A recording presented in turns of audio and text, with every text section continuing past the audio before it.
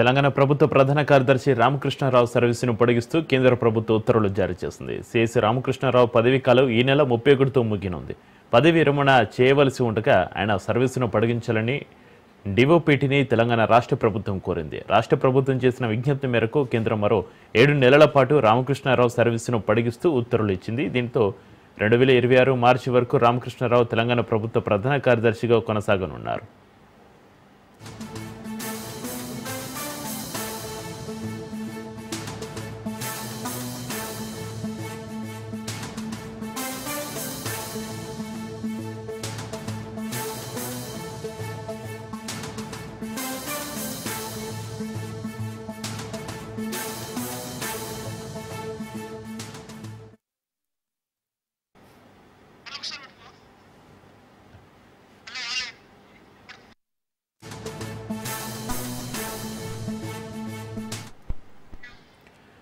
తెలంగాణ ప్రభుత్వ ప్రధాన కార్యదర్శి రామకృష్ణారావు సర్వీసును పొడిగిస్తూ కేంద్ర ప్రభుత్వ ఉత్తర్వులు జారీ చేసింది. సిఎస్ రామకృష్ణారావు పదవీ కాలం ఈ నెల 31తో ముగియనుంది. పదవి విరమణ చేయవలసి ఉండగా ఆయన సర్వీసును పొడిగించాలని డిఓపిటిని తెలంగాణ రాష్ట్ర ప్రభుత్వం కోరింది.